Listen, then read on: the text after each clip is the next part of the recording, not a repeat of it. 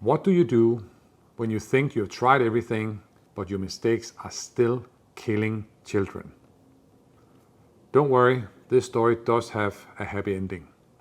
But let's go back to the beginning. Let's travel to London. We are in the mid-90s and we are going to visit the Great Ormond Street Hospital, also known as GOSH.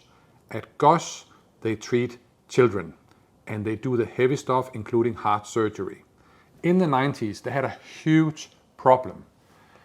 They were killing children, not on purpose, but by making mistakes.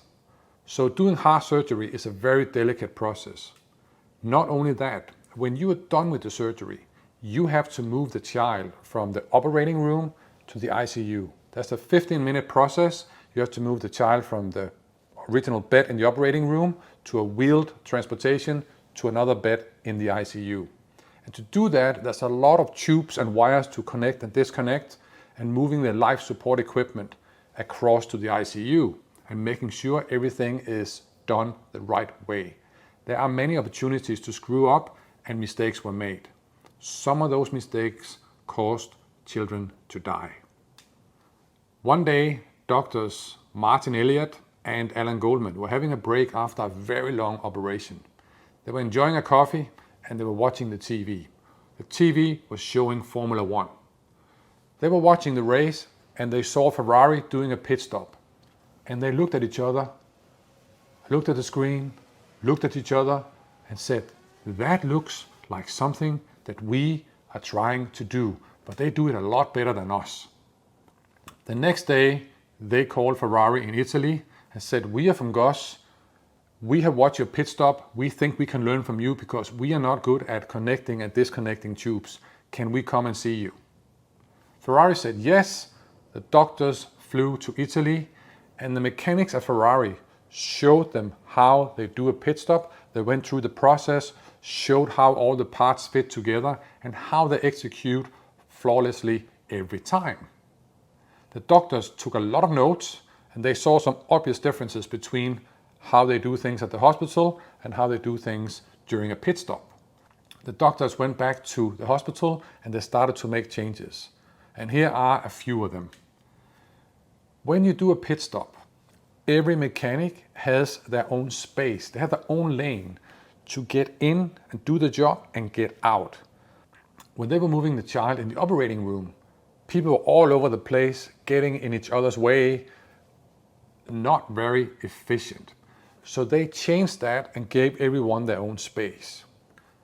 Second thing, when you do a pit stop, everyone operates in silence because you know your role, you know what you have to do. If you start speaking and chatting, it gets in your way of being efficient. In the hospital, they used to chat and give each other instructions during a move. They changed that and they started to operate in silence. Third thing, when you watch a pit stop, you might have seen the guy with the lollipop who stands in front of the car.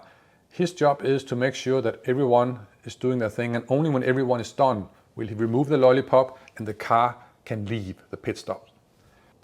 They started to do the same thing in the operating room.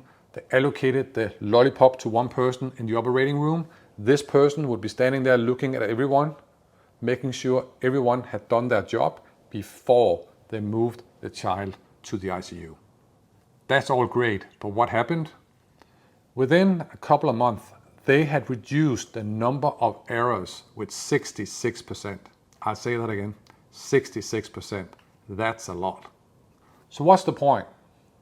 I love this saying, learn from the outside to make things better on the inside. I work with a lot of people in the corporate world and they're very busy in their cubicles, doing stuff, sending emails, making reports, going to meetings, getting stuff done. And a lot of people don't really look outside. And if they do, they might look at competition because that's competition. That's the serious people we should worry about. Less people look beyond competition at different industries and different companies. Now, if you started looking beyond, what would you find? I believe there are great opportunities in learning from different companies, different industries. If a children's hospital in London can learn from Ferrari in Italy, there are no limits.